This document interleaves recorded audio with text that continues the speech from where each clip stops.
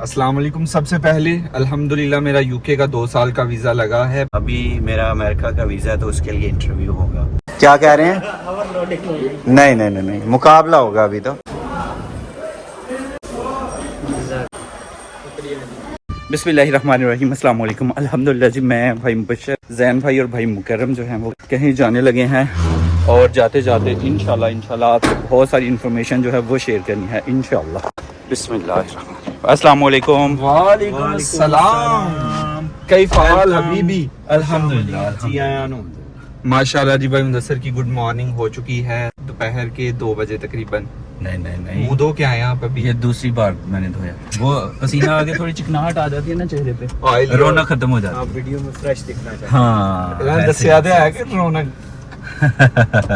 अच्छा जी, इन्फॉर्मेशन ये, एक मिनट, सीट बेल्ट। इन्फॉर्मेशन ये शेयर करनी है कि बहुत सारे कमेंट आए हैं कि अजरबैजान का जो है बाकू का वीजा वो कैसे लगा, कितना खर्चा आया। उसके अलावा भाई मुबशर मराकश गए हुए थे, वीजा कैसे लगा, कितना खर्चा आया। जैन भाई यूके जा रहे हैं, को पूछो सर। डॉक्यूमेंट्स केड़े रिक्वायर्ड। अस्सलाम वालेकुम। सबसे पहले अल्हम्दुलिल्लाह मेरा यूके का 2 साल का वीजा लगा है। पहले मैंने लगवाया, मेरा और भाई मुबशर का पहले भी इकट्ठा लगा था, अभी भी इकट्ठा। पहले 6 महीने का होता है, फिर 2 साल का, फिर 5 साल का। तो जो डॉक्यूमेंट्स यूके के वीजे के लिए चाहिए होते हैं ना, वो तकरीबन जितने भी बड़े कंट्रीज हैं ना जिनके वीजाज लेने मुश्किल हैं, सेम ही डॉक्यूमेंट्स होते हैं। सबसे पहले आपकी 6 महीने की बैंक स्टेटमेंट। दूसरे नंबर पे अगर आप शादीशुदा हैं तो आपकी MRC होगी, अगर छड़े हैं तो FRC होगी।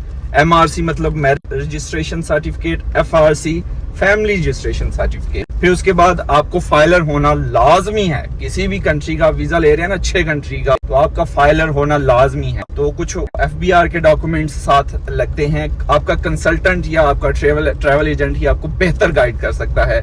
आप किस मकसद के लिए जा रहे हैं वो आपको पता है। हम तो टूरिस्ट वीजे पे जाते हैं, तो हमारे कुछ ऐसे डॉक्यूमेंट्स होते हैं। फिर उसके बाद जी आपने अपॉइंटमेंट वगैरह लेनी होती है। वो लाहौर से भी आप ले सकते हैं, इस्लामाबाद से भी, कराची से भी। गैरेज के ऑफिस आपने अपॉइंटमेंट लेके जाना होता है, वहाँ पे आपके डॉक्यूमेंट्स जमा होते हैं, फिंगरप्रिंट, तस्वीर वगैरह वो आपकी लेते हैं और आपका पासपोर्ट हो जाता है जमा। और आपका पासपोर्ट तकरीबन 2 हफ्ते लग जाते हैं भाईजान। जी 2 हफ्ते लग जाते हैं। आपके पास 2 ऑप्शन होती हैं, या तो आप गैरेज के ऑफिस से ही जाके रिसीव कर लें पासपोर्ट, या आप अगर आपने घर पे डिलीवर करवाना चाहते हैं तो वो भी सर्विस मौजूद होती है, लेकिन उसके एक्स्ट्रा चार्जेस होते हैं। इस दफा हमने किया था कि हमने एक्स्ट्रा चार्जेस दे दिए थे क्योंकि हमारी इस्लामाबाद में अपॉइंटमेंट थी। कहाँ हम इस्लामाबाद जाते, तो हमारे पासपोर्ट घर पे आ गए थे अल्हम्दुलिल्लाह। तो जब आपका वीजा लगना होता है ना, तो वो आपको ईमेल करते हैं कि आपके पासपोर्ट ऐसे हमारे ऑफिस पहुंच गए, अब तक डिलीवर हो जाएंगे, मतलब आपका वीजा लग गया। अगर तो रिफ्यूज होना तो वो आपको ईमेल कर देते हैं कि आपका वीजा रिफ्यूज हो चुका है।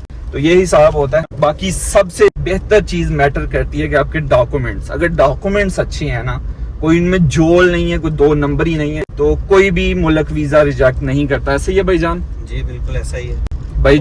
फीस जो है वो काइंडली बता देना। हाँ, फीस इस दफा हमने दी थी पर पर्सन 2 लाख रुपया वीजे की, जिसमें 160 वो अपॉइंटमेंट और चीजों के थे। 40,000 नहीं, 1,80,000 ऐसा, मतलब 2 लाख हमारा लग गया था, जिसमें से 20,000 या 30,000 हमारे कंसल्टेंट ने लिया था। बाकी ये खर्चा था 2 लाख। अगर आप 6 महीने का कर रहे हैं वो कम होते हैं, 60-70 हजार में हो जाता है वो। अगर आप 3-5 साल का वीजा ले रहे हैं यूके का, तो फिर वो 4 लाख के करीब बात चली जाती है। एम्बेसी फीस बढ़ जाती है। हाँ, आपका होता है ना वीजा। इस तरह अगर आप 6 माह का ले रहे हैं तो 70-80 हजार है, और अगर आप 2 साल का ले रहे हैं तो वही 1,80,000 पे चली जाएगी फीस। और अगर 5 साल का लेते हैं तो वो अराउंड अबाउट कोई 3.5-4 लाख पे चली जाती है बात। तो जो आपका ट्रैवल एजेंट या जो कंसल्टेंट जो है, उसकी फीस जो है वो डिपेंड करता है कि वो आपको लूट रहा है कि नहीं। जी तो हमारे वाले बंदे अल्हम्दुलिल्लाह वो फीस जो है वो नॉर्मली लेते हैं। पहली दफा मेरे ख्याल में जो मुझे याद है 10,000 लिया था जी, और दूसरी दफा कितनी लिया वो मुझे नहीं पता। 20,000 लिया आई थिंक भाईजान। और कोई सवाल आपका भाईजान? बस जी। अच्छा, दो मुख्तलिफ वीजे होते हैं, सही है। जैसे आप बाकू की बात कर रहे हैं, वो है ई वीजा, सही है। यूके का है स्टिकर वीजा। ई वीजा होता है कि आपको एक पेपर पे वीजा होता है, उसका पासपोर्ट पे स्टिकर नहीं लगता, सही है। ठीक है। हमारा स्टिकर वीजा है। बड़े कंट्रीज जो है मोस्टली वो स्टिकर वीजा ही देते हैं। अभी ज्यादा टूरिस्ट के लिए बेहतर ऑप्शन होती जा रही है वक्त के साथ ही वीजा। बहुत सारे कंट्रीज अभी वीजा पे आगे हो गए। 2017 में जैसे सऊदी उमरा के लिए लोग जाते थे तो स्टिकर वीजा होता था। अभी जाते हैं तो ई वीजा होता है। ई वीजा जो है वो जल्दी मिल जाता है, इजी होता है, और उसमें इतने डॉक्यूमेंट्स नहीं लगते हैं। सही हो गया। और पासपोर्ट जो है वो भी जमा नहीं करवाना पड़ता आपको। तो ये थी जी यूके के वीजा की इंफॉर्मेशन, जितनी जैन भाई के पास थी उन्होंने शेयर कर दी। अभी कनाडा का वीजा भाई का लगा हुआ है, तो सेम प्रोसेस। हाँ, सेम प्रोसेस कनाडा का। और आगे आ जाते हैं मोरक्को की तरफ इंशाल्लाह। तो मोरक्को सिंपल, अगर Same. आपके पास यूके का वीजा है हाँ, तो विद इन 5 to 10 मिनट्स आपको टर्की भी वीजा दे देता है। तुर्किया जो भी उसका नया नाम है, सही वो है। आपको विद इन 10 मिनट्स आपको वीजा मिल जाता है, ई वीजा। सेम अगर आपके पास यूके का वीजा है तो मोरक्को भी आपको 1-2 दिन में वीजा, ई वीजा दे देता है। अगर आप वैसे लेने जाते हैं तुर्की का या वैसे ये मोरक्को का वीजा, तो उसमें फिर वो डॉक्यूमेंट्स लगते हैं, बड़ा थोड़ा जो लंबा हो जाता है काम। अच्छा भाईजान, मोरक्को चलो वीजा तो जैन भाई ने बता दिया, खर्चा कितना है? पहले तो मैं एक बात क्लियर करना चाहूँगा कि ये जो यूके का वीज़ा है, कनाडा का वीज़ा, इसके लिए कोई इंटरव्यू नहीं है। सही है, अभी मेरा अमेरिका का वीज़ा है तो उसके लिए इंटरव्यू होगा। सही। तो वो पहला इंटरव्यू होगा किसी वीज़े के लिए, बाकी इंटरव्यू बहुत सारे मैंने दिए हुए हैं, मसला नहीं है। तो इन दोनों वीज़ों में जो है वो इंटरव्यू नहीं है। जो मोरक्को में खर्चे की बात है, वो टिकट बहुत महंगी थी। टिकट जो है अगर सियालकोट से या लाहौर से हम कर रहे थे तो ऑलमोस्ट 4,90,000 की बन रही थी। फिर हमने कराची से की, कनेक्टिंग फ्लाइट थी कराची से दुबई, और दुबई से फिर काज़ाब्लंका। वो टिकट मुझे पड़ी 3.5 लाख में, प्लस जो है लाहौर से कराची की टोटल जो पड़ी 3,90,000 में टिकट पड़ी। अगर सियालकोट या लाहौर से करता तो फिर वो पड़ रही थी 4,90,000 और प्लस 40,000, 5,30,000 टिकट है। वो काफी महंगी है। और जब खर्चे की बात आती है तो वहाँ पे कहीं पे भी बल्कि आप जाएं दुनिया में तो 3 खर्चे मेन जो है वो होते हैं, ट्रांसपोर्ट, होटल और खाना। ट्रांसपोर्ट जो है काफी महंगी है, वहाँ पे इतनी ज्यादा ऑप्शन भी नहीं है जिस तरह दूसरे मलेशिया, इंडोनेशिया और ये थाईलैंड यहाँ पे और वियतनाम, यहाँ पे आपको बाइक्स मिल जाती हैं, वो सस्ती हैं। नेपाल में भी था, बाइक की सहूलत थी तो वो सस्ती पड़ जाती हैं, लेकिन यहाँ पे आपको टैक्सी लेना पड़ती है तो वो टैक्सी जो है थोड़ी महंगी है। अगर आपने खर्चे कम करने हैं तो वो बेहतर है कि आप पब्लिक ट्रांसपोर्ट जो है वो इस्तेमाल करें, और वहाँ पे ट्रेन जो है उसका निज़ाम काफ़ी अच्छा है, वो आप यूज़ कर सकते हैं। उसके अलावा आ जाते हैं होटल काफ़ी महंगे हैं। मिनिमम जो एक कमरा मिल रहा था वो तकरीबन 300 दिरहम, सबसे कम कीमत में अगर कोई कमरा था तो वो 300 दिरहम में था। हॉस्टल जो है वो हर जगह पे सस्ते होते हैं, तो हॉस्टल में कमरा मैंने सेपरेट चाहा तो वो तकरीबन 180 दिरहम का जो है ना वो पड़ गया कमरा। उसके बाद आ जाता है खाना। तो अल्हम्दुलिल्लाह मुस्लिम कंट्री है, आप वहाँ का लोकल खाना खाएं वो मुनासिब है। आप मेन्यू देखें और मेन्यू के मुताबिक चीज़ें ऑर्डर करें। चूँकि जो पानी की बोतल है ना 1.5 लीटर की, वो 5 दिरहम में मिलती है किसी एक जगह पे। सेम पानी की बोतल, उसका रेट जो है वो 40 दिरहम तक जा सकता है। कहीं पे भी दुनिया में जाएं तो मेन्यू और रेट जो है वो पहले डिस्कस करें। कोई भी चीज़ हो, ट्रांसपोर्ट हो, टैक्सी कर रहे हैं आप, पहले रेट डिसाइड करें, या तो फिर अगर मीटर वाली टैक्सी है तो वो मीटर के हिसाब से चले। बाकी ओवरऑल जो है वो इतना महंगा कंट्री नहीं है। तो अल्हम्दुलिल्लाह अच्छा टूर रहा। और खर्चे जो हैं वो तो मैंने खैर कैलकुलेट नहीं किए, लेकिन सबसे बड़ी प्रॉब्लम जो है वो वहाँ पे जाके जो नज़र आई वो ये थी कि बहुत सारे पाकिस्तानी जो है वो मुझे मिले, जो लोग यहाँ से एजेंट्स ने भेजे हुए थे कि वहाँ से आपको जो है वो स्पेन भिजवा देंगे। स्पेन जो है वहाँ से तकरीबन एक शहर है उनका, वहाँ से सिर्फ 14 किलोमीटर पे स्पेन है, समंदर है उसमें। ये जी मैप में इस जगह पे मैं हूँ और ये स्पेन है। यहाँ से स्पेन जो है बिल्कुल नज़दीक है। और ये देखें सामने ये जो पहाड़ आपको नज़र आ रहे हैं ये स्पेन में है। ये शिप जो आ रहा है मेरे ख्याल में स्पेन से ही आ रहा है। ये जो जगह यहाँ से ज़्यादा नज़दीक है स्पेन जो है मोरक्को के उस हिस्से से सिर्फ 14 किलोमीटर है। ये जो सामने पहाड़ आपको नज़र आ रहे हैं ना ये स्पेन है, और मोरक्को के इस हिस्से से स्पेन सिर्फ 14 किलोमीटर है। पर इसका हरगिज़ मतलब नहीं है कि आप यहाँ से स्पेन जा सकते हैं। यहाँ पे भी बहुत ज़्यादा सिक्योरिटी है और स्पेन की तरफ भी बहुत ज़्यादा सिक्योरिटी है। अगर यहाँ से कोई रास्ता होता या कोई तरीक़ाकार होता तो सबसे पहले मोरक्को के लोग जो है वो यहाँ से स्पेन जाते हैं। कोई रास्ता नहीं है, जो भी आपको ये रास्ता गाइड कर रहा है वो झूठा है, वो फ्रॉड कर रहा है आपके साथ ना। ऐसा कोई इधर तरीकाकार नहीं है, बिल्कुल कोई तरीकाकार नहीं है।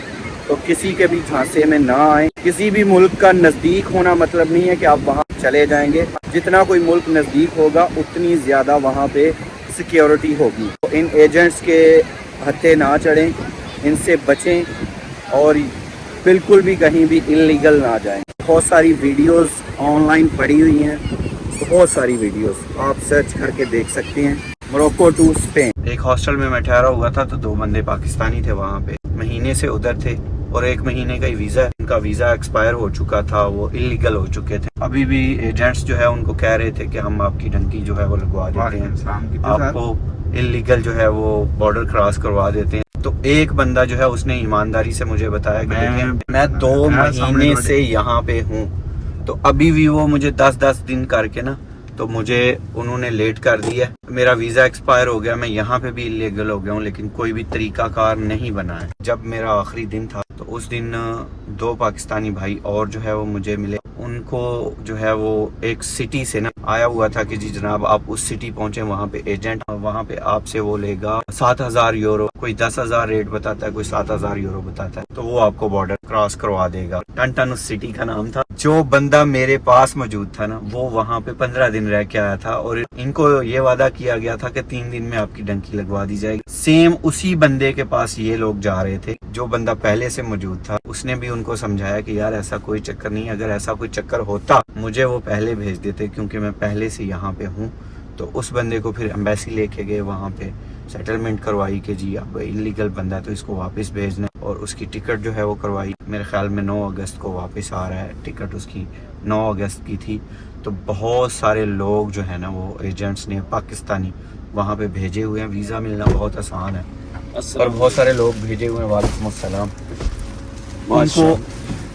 उनको इलीगल जो है स्पेन भेजने के लिए। और उसके बाद फिर मैंने भी सर्च की कि वाकई में क्या मामला हैं, इतने लोग यहाँ पे आए हुए हैं। और वो यकीन करें लड़का जो है कमरे से नहीं निकलता था। घर के हालात एक लड़का जो है उसके नॉर्मल थे, तो वो कहता था कि अगर बाहर निकलेंगे तो ज़ाहिर है ज़्यादा खर्चे होंगे, तो वो खर्चे भी अफोर्ड नहीं कर सकते थे। लेकिन अल्हम्दुलिल्लाह जितनी देर मैं रहा हूँ वो सारे मामला था, हम इकट्ठे खाना खाने जाते थे, सारे कुछ थे। उनको मैं वीडियोस में इसलिए नहीं लेके आया कि ज़ाहिर है वो इलीगल थे वहाँ पे और वो इलीगल ही एक्टिविटी थी जो आगे वो करना चाहते थे, तो मैं नहीं उनके फेस रिवील करना चाहता था। 3 लड़के पुर्तगाल से विजिट के लिए आए हुए थे मोरक्को में, तो उनका भी मैंने इंटरव्यू किया। वो भी मैं मुदस्सर भाई को जो है वो दे दूंगा, वो आप इनकी वीडियो में देख लीजिएगा। तो वो भी गैर कानूनी तरीके से ही गए हुए थे।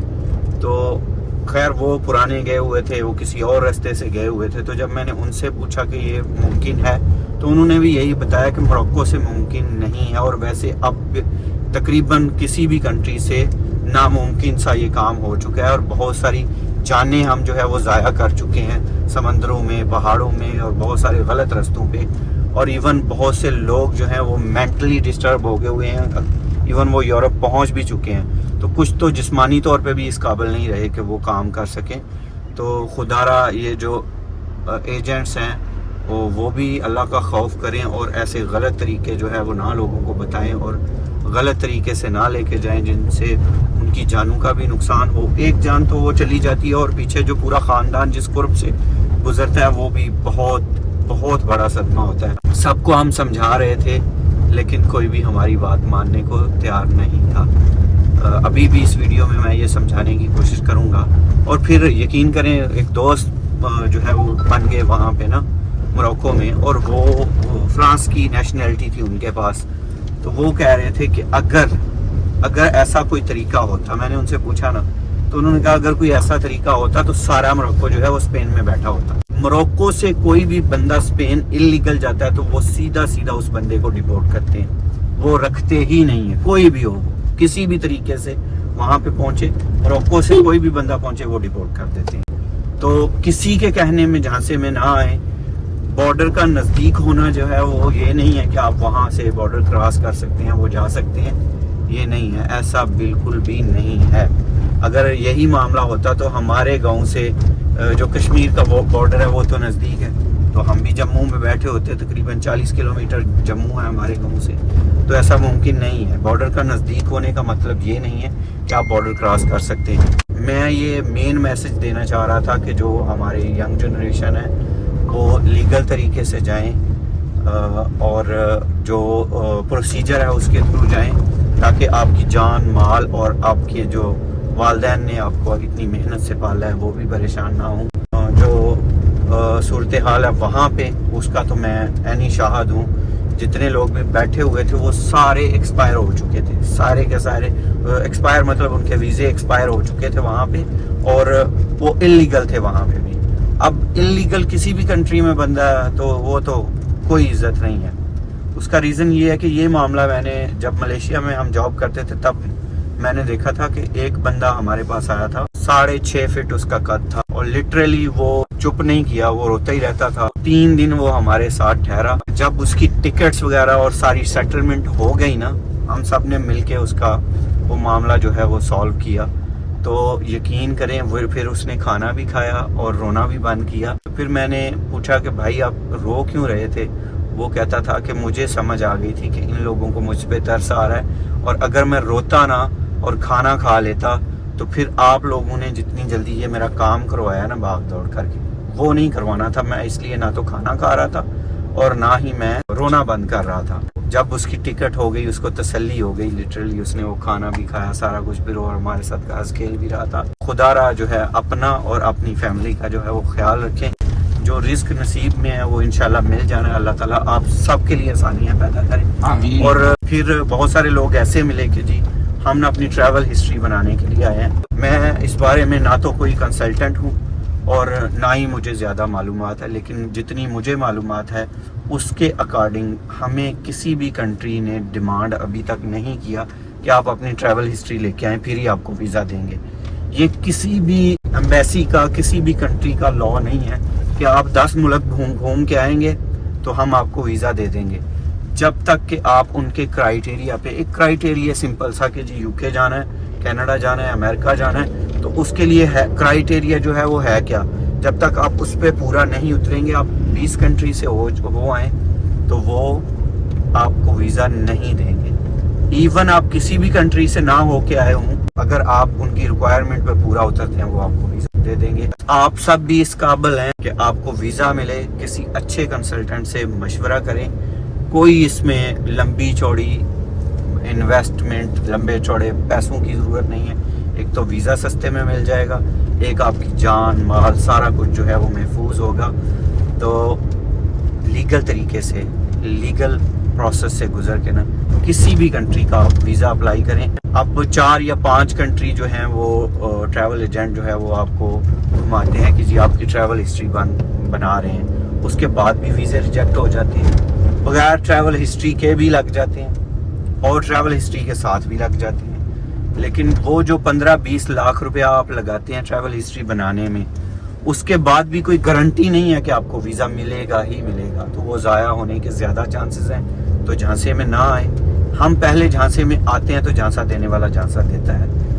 बहुत सारे लोग ऐसे होते हैं कि जी हमने डन बेस पे किया हुआ है, हमने कौन से पैसे पहले यही होता है। लेकिन बाद में फिर 4-5 कंट्री जब आपको वो घुमा लेते हैं, उनके पैसे वो आपसे ले लेते हैं और उनमें से वो कमाई भी कर लेते हैं। तो उनको क्या मसला है आपका लगे ना लगे, उनको क्या गर्ज है। वो किसी भी पंचायत में बैठ के भी कहेंगे भाई इतनी कंट्रीज हमने इनको घुमाए हैं, उनके पैसे तो लगे हैं, वो तो हम काटेंगे।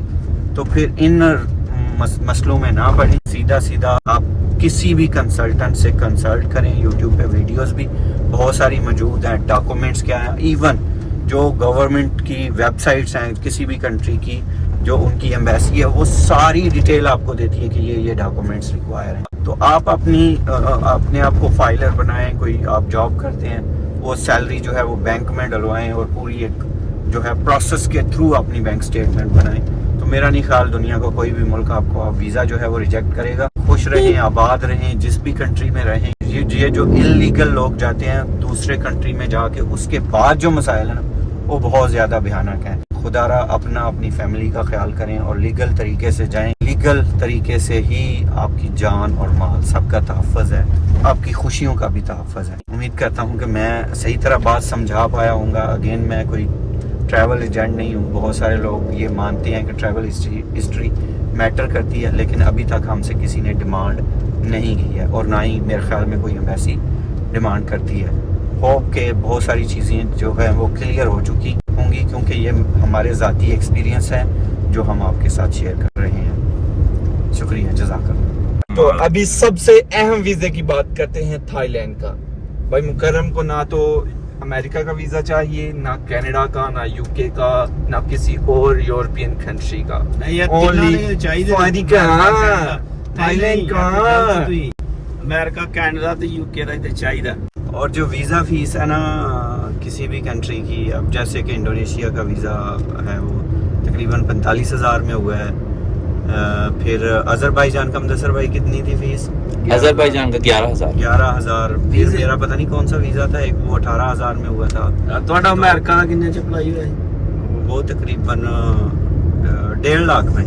अच्छा, मतलब कि वीज़े बहुत वीज़ों की सस्ते जो हैं। फीस है ना, अगर जनरली आप अप्लाई करते हैं तो वो बहुत तो ये भी भाईजान बताएं कि ये टूरिस्ट वीजे हैं, हाँ जी, टूरिस्ट वीज़ा। वर्क वीजा नहीं है। वीजा नहीं है ये। वर्क वीज़े नहीं है ये टूरिस्ट वीज़ा। आप इन वीजों पे जाके काम नहीं कर सकते वहाँ बस पे। घूम के आ सकते हैं। हाँ, टूरिस्ट वीजा ये घूम सकते हैं आप बस जाके। अगर काम करोगे तो वो इलीगल है, वो 2 नंबर है।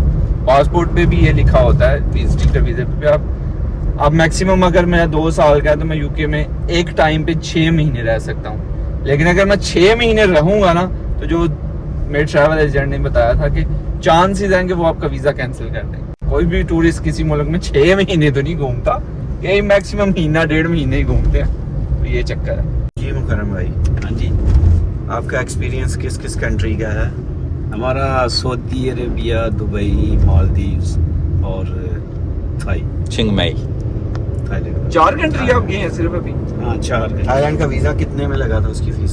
मेरे ख्याल 18,000 में था। 18,000 हाँ, वीज़ा 18 का था। और टिकट टिकट? से इस पाकिस्तान में महंगी है बस, और वीज़े तो जो है सस्ते। इंडोनेशिया का भी जो मेरा रिजेक्ट हुआ था ना, वीज़ा लगा हुआ था लेकिन मैं गया नहीं था, वो हुआ था 60,000 में। अब वो मेरा ख्याल सस्ता लगा। मेरा थोड़ा सस्ता तब लगा, रेट इजीली थोड़ा मिल कम नहीं रहे थे वीजे। उस वक्त कोई मसला था वीज़े मिलने में। तो वीज़े यही हैं, उससे ज़्यादा को महंगा हो तो 50,000 का हो जाता है। इसके अराउंड अबाउट ये, या ई वीजा, अमेरिका का ई वीजा बताया भाई सस्ते ने। हैं। और यूके का कितने का? यूके का जो है वो बता दिया है, पिछली दफ़ा तो 60-70 हज़ार में लग गया था। वो 6 महीने का भी उतने गई है वो 80,000। साल बदले जाएंगे, वीज़े रेट फीस बदला जो है जाएगा। वो तो बड़ी मुनासिब। टिकट्स का है तो, लेकिन ये वर्क नहीं है ना, तो जो बंदा डंकी लगाता है वो तो वर्क के चक्कर में होता है। ऐसे ही। तो वो ये मतलब इसमें अगर आप ज्यादा रहेंगे तो फिर इनलीगल होगे। अच्छा, उसके अलावा अगर थाईलैंड में कुछ 4 से 5 दिन का विजिट करता है तो कितने डॉलर्स खर्चा आ जाता है? $200 भी बहुत है यार उसे। हाँ। यार one of the cheapest country. उसमें ये है ना, $100 चेंज करवाते थे हम तो 3650 बात हमारे पास, तो वो डाल के जेब में ऐसा लगता था कि जैसे बंदा अमीर हो गया। काफी रकम। अच्छा, उसके अलावा सबसे सस्ती रिहाइश आप कितने में रहे हैं? 1300 रुपए पाकिस्तानी में, चिंगमई में रहे नहीं, थे। इससे भी सस्ती में रूम- रहे। नहीं, वो रूम था। हाँ। हम दोनों का ठीक है। वो 600 रुपए में हाँ। रूम आ गया सेपरेट। Room separate. और हॉस्टल में अगर रहते हैं, लेकिन वीटी थे उधर, ये था ना रूम में पंखा था, एसी वाला। यहाँ पे भी एसी हॉस्टल नॉन में ये था एसी। कि रात को ना 8 से लेके ना सुबह 7 बजे तक एसी चलाते थे, दिन में पंखे चलेंगे वहां। तो दिन में तो बंदा घूमता रहता, सारा घूमने गया हुआ, तो रात को एसी वाला सीन था। तो वो 700 रुपए में पड़ा था। हाँ, 750 रुपए में पाकिस्तानी। पर नाइट, पर डे। अभी जैन भाई ने जो शॉपिंग की थी ना, उसमें से कुछ चीजें चेंज करनी है और कुछ नहीं लेनी। साइज नहीं आया ਇਹਦੇ ਵਿੱਚ है सोना। ਤੁਹਾਡਾ ਕੀ ਚੇਂਜ ਹੋਣ ਵਾਲਾ? कोई भी नहीं निकल गई। मैं ऐसी आ मैं नवा माल आ गया हूं। ए ਉਹਨਾਂ ਨੂੰ ਦਿਖਾ ਕੇ ਤੁਹਾਨੂੰ शर्ट ले आवांगे। सामान नया आ चुका है अल्हम्दुलिल्लाह, लेकिन वो बेल्टी खोलने में टाइम लग जाएगा, उससे पहले थोड़ा खाना हो जाए। माशाल्लाह जी, दाल और रोटी मैंने खाई है, बिरयानी जो है गरम भाई खा रहे हैं और चिकन चाम भाई मुबशर, और जैन भाई जस्ट टेस्ट कर रहे हैं। माशाल्लाह अभी खाना खा लिया, मज़ा आ गया अल्हम्दुलिल्लाह जी। शॉपिंग वॉपिंग हो गई, कुछ कपड़े चेंज करवाने थे और कुछ कपड़े नए लेने थे, वो ले लिए अल्हम्दुलिल्लाह। इस स्टॉप पे कभी करम भाई जो हैं यानी मुबारक भाई की दुकान हुआ करती थी मोबाइल्स की। अभी यहाँ से हम लेंगे ये मीठे लड्डू और समोसाज। किन्ने दा सही हो गया सोने 10 पैक कर। माशाल्लाह जी अल्हम्दुलिल्लाह अल्लाह अकबर। टाइगर जो है धुलवाने वाली थी वो भी धुलवा दी, ज़बरदस्त साफ़ सुथरी हो गई है माशाल्लाह। ये बात अच्छा जी अल्हम्दुलिल्लाह। अज़रबैजान बाकू का जो टूर था मैंने मुकर्रम भाई को बहुत मिस किया और तमाम व्यूवर्स ने भी मिस किया।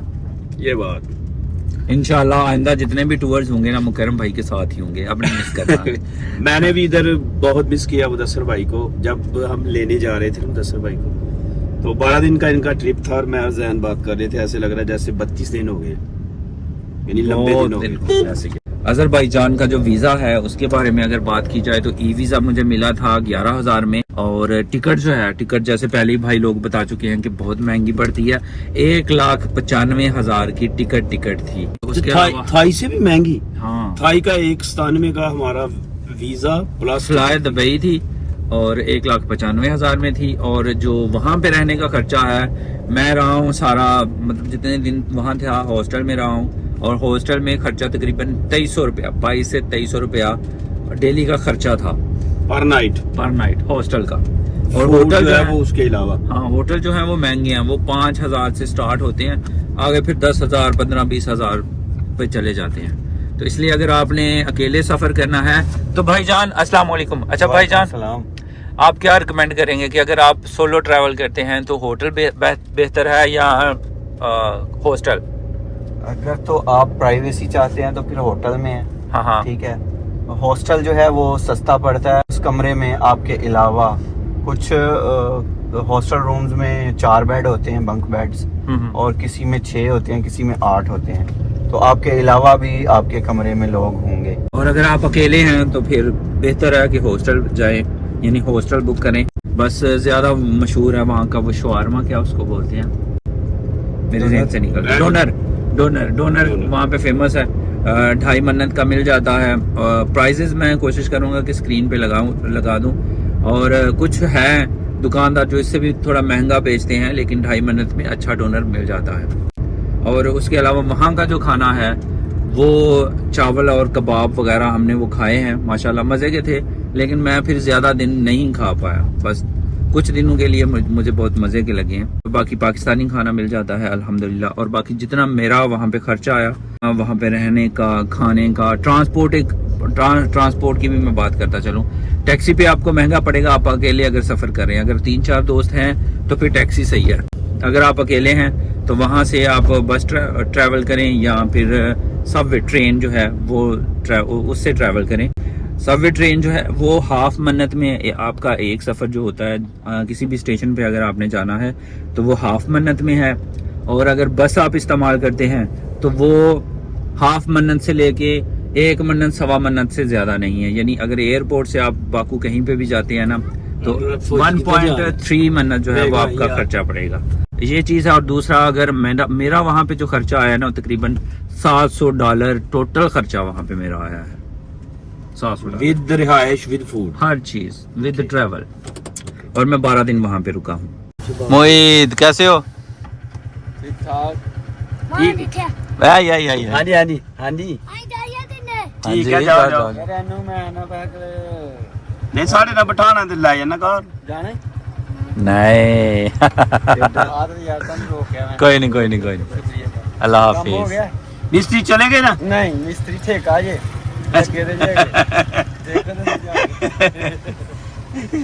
अल्हम्दुलिल्लाह जी घर पहुंच चुके हैं अल्हम्दुलिल्लाह। और दूसरी वीडियो जो भाई मुबशर ने कहा था ना आपके साथ शेयर करने के लिए, अभी वो वीडियो मैं आपके साथ शेयर करता हूं। तो खैर आज की वीडियो यहीं पे ख़त्म करते हैं और इसी दुआ के साथ ख़त्म करते हैं कि अपनों में रहें, अपनों में खुश रहें और अपनों को खुश रखें और हमें दुआ में याद रखें। अल्लाह हाफिज़। आप वो वीडियो देख लें जो भाई मुबशर ने शेयर करने को कहा था। डंकी ला के उत्थे यूरोप आना चाहिए या नहीं? डंकी ला के यूरोप नहीं आना चाहिए। जिन्ने One by one। पैसे लगते हैं नहीं मैं तो इधर लेके आया था। की वजह क्यों नहीं आना चाहिए? वजह है कि जिन्ने ही डंकी ਦੇ ਪੈਸੇ ਲੱਗਦੇ ਨੇ ਉਹਦੇ ਨਾਲ ਘੱਟ ਪੈਸੇ ਬੰਦਾ ਵੀਜ਼ੇ ਤੇ ਵੀ ਆ ਜਾਏ। ਲੇਕਿਨ ਲੀਗਲ ਅਗਰ ਸਟੈਪ ਕੀਤਾ ਜਾਏ ਤੁਹਾਡੇ ਕੋਲ ਬੈਂਕ ਸਟੇਟਮੈਂਟ ਪਹਿਲੇ ਥੋੜੀ ਬਹੁਤ ਬਣਾਉਣੀ ਚਾਹੀਦੀ ਹੈ। ਲੀਗਲ ਤਰੀਕੇ ਨਾਲ ਵੀਜ਼ਾ ਲੈਣਾ ਚਾਹੀਦਾ, ਤੁਹਾਨੂੰ ਯੂਰਪ ਦਾ ਵੀਜ਼ਾ ਈਜ਼ੀਲੀ ਲੱਭ ਜਾਂਦਾ, ਕਿਉਂਕਿ ਯੂਰਪ में इस टाइम वर्करां की ज़रूरत भी है। नहीं, ये जो लोग बनाते हैं ट्रैवल हिस्ट्री, उसका कोई फ़ायदा है? ट्रैवल हिस्ट्री का कोई फ़ायदा नहीं है, क्योंकि यूरोप की रिक्वायरमेंट ही नहीं है ट्रैवल हिस्ट्री हमें चाहिए। वो तो रिक्वायरमेंट है कि हमें सिर्फ बैंक स्टेटमेंट, क्या ये पाकिस्तान में टैक्स देते हो या नहीं देते, वो हमें बताया जाए, उस बेस पर इस हफ्ते से। अभी जो पुर्तगाल में आपने अपना वीज़ा लिया है या डॉक्यूमेंट्स लिए हैं, वो किस बेस पे लिए हैं? हम तो पहले आए थे, आज से 7-8 साल पहले डंकी लगा के आए थे। अभी तो डंकी लग भी नहीं रही और लगानी भी नहीं चाहिए। उस बेस पर हमें पेपर मिल गए थे, लेकिन अभी जो आ रहा है, जो कम 100 में से कोई एक आध डंकी पर अगर आ गया, उसको पेपर बहुत मुश्किल मिलेंगे। उसके अलावा जो बंदा इलीगल वहाँ पे जाता है यूरोप में, कौन कौन से मसाइल हैं जो फेस करना पड़ते हैं? हाँ, सबसे पहले इलीगल जो आता है उसका तो ना बैंक अकाउंट खुलता है जिसके अंदर वो सैलरी डिपॉजिट करते हैं, और उसके बाद कोई भी ऐसा काम अगर किसी के पास आप जाकर रहोगे तो फिर वो आपको ये बोलेगा कि भाई ये काम मेरे साथ करो। क्यों? क्योंकि आप खुद अपना मकान ही नहीं ले सकते, आप उधर अनलीगल हैं। जब तक आप अनलीगल हैं, आप किसी हम पाकिस्तानियों को जो उधर है, जो पुराने लोग हैं, वो आपको बोलेंगे ठीक है हम आपसे किराया लेते हैं 200 यूरो, बेशक उस मकान पूरे का ही 200 किराया हो, वो अपना किराया भी आपके ऊपर डालेगा और आप खुद उसका भी किराया पे करोगे, अपना भी करोगे। पाकिस्तान आप क्या आसानी करोगे? फिर नौकरी आसानी से मिल जाती है कि नहीं? नौकरी अभी तो बहुत मुश्किल है, अगर मिल भी गई तो वो इतनी सैलरी देंगे कि बस बंदे का अपना गुजारा होगा, या 150 यूरो अगर हो सके तो वो पाकिस्तान भेज सकता है। उससे ज़्यादा वाली उम्मीद कोठी बिल्डिंगें वाली जो होती है ना, पाकिस्तान में जो आएगा हम जाकर मेहनत करेंगे, पीछे कोठी आ जाएगी या घर बना लेंगे या गाड़ी ले लेंगे, वो भी बहुत मुश्किल है, खास करके यूरोप में। अगर आप लीगल तरीके से आते हैं तो फिर तो पहले तो आते साल ही आपके डॉक्यूमेंट क्लियर होंगे, आप कोई भी काम करना है बैंक से कर्जा लेकर भी कर सकते हैं, बिला सूद भी कुछ है बैंक नहीं, तो लेकिन वो तो उसी बंदे को है ना जो लीगल है और जो हाँ, वहाँ का नेशनल है। नेशनल के बगैर ही मिल जाता है। अगर आप लीगल आते हैं, आपको पहले रेजिडेंस वो देंगे, रेजिडेंस के बाद आप सब उधर नेशनल एक हिसाब से होगी, रेजिडेंस परमिट जब आपको मिल गया आप गाड़ी ले सकते। आप पहले तो आपने बताना है कि पहली दफ़ा जब पैसे भेजे थे वो कितने सालों बाद भेजे थे आपने पाकिस्तान? पहली बार तकरीबन मैंने 6 महीने 7 महीने बाद भेजे थे। कितने? पाकिस्तान का 20,000 भेजा था और तकरीबन उसके 2 साल बाद भी 20-20 हज़ार ही भेजता रहा। उसके बाद जाके फिर हालात कुछ अच्छे हुए, क्लब कार्ड नज़दीक आया, हमें कार्ड मिला तो फिर ठीक सिस्टम हो। टोटल कितने अब तक साल हो गए हैं? मुझे साल हो गए, 8.5 साल हो गए। और 8.5 साल बाद अब आप आके सेट हुए हैं? हाँ, अब आगे सेट हुए हैं, कुछ तकरीबन 1.5 साल हो गया है। यानी कि 7 साल बाद? 7 साल बाद। हाँ।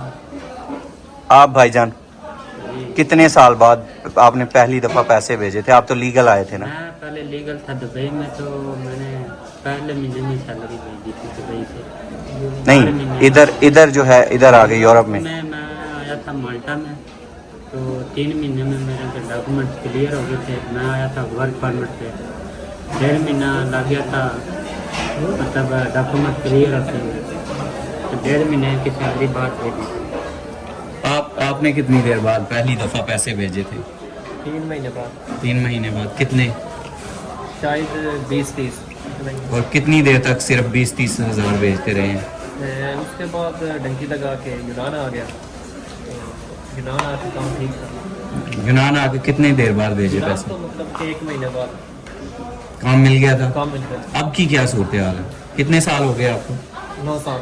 9 साल। अब की क्या सूरत हाल है? अगर अब आज कोई नया बंदा डंकी लगा के जाता है वहाँ पे, तो पहली बार तो डंकी लगती नहीं है, बहुत मुश्किल है। डंकी लगा के आना भी नहीं चाहिए, यूनान का वीज़ा भी मिलता है, वीज़ा लेके आ जाना है। ये सारे भाई जो है पुर्तगाल में होते हैं। ये दिखाने का मकसद ये था कि यहाँ पे अभी मोरक्को में हम लोग ये सैर करने के लिए आए हैं, मैं भी यहाँ पे आया हूँ।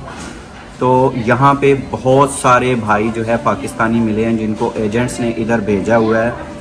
यहाँ से जो है ना स्पेन, वो तकरीबन 14 किलोमीटर है, ऐसा ही है भाईजान? जी ऐसा ही है।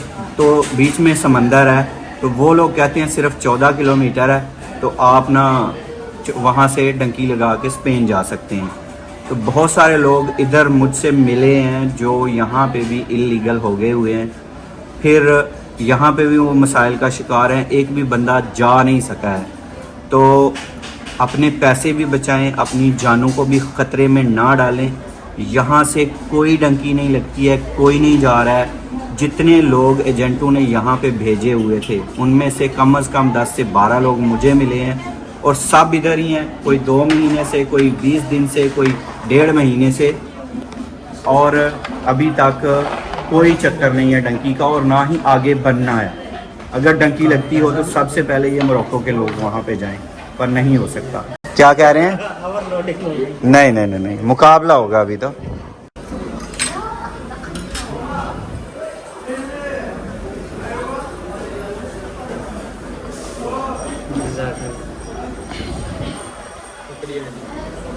शुरू करें जी, अल्लाह का नाम लेकर। अल्हम्दुलिल्लाह जी, खाना आ चुका है, सब भाई मिलके खाना खाएंगे। बिस्मिल्लाह।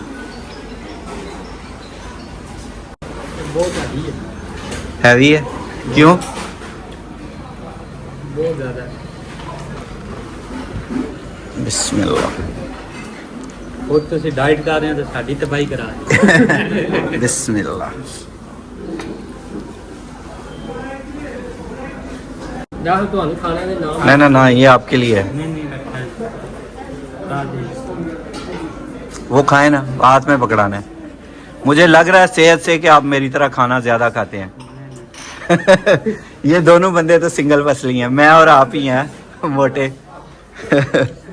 आप और मोटा करना चाह रहे हैं? जी आप और मोटा करना चाह रहे हैं? जी।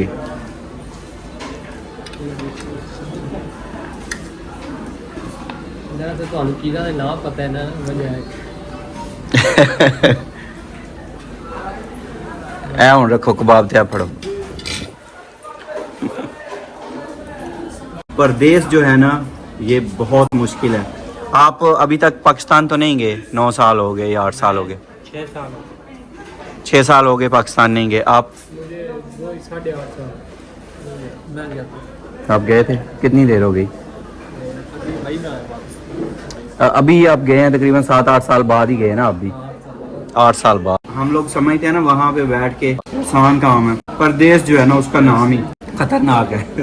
परदेश जो है वो मुश्किल है और फैमिली से दूर 8-8 10-10 साल रहना।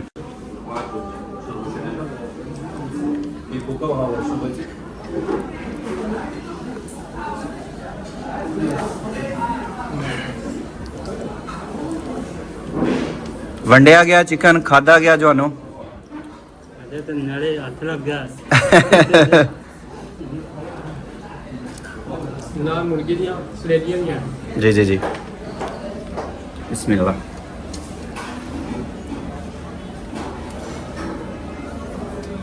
आप लोगों ने सफ़र करना, आज शाम तक भूख नहीं लगेगी। मैं कहता हूँ आज शाम का कल भी नहीं लगेगी।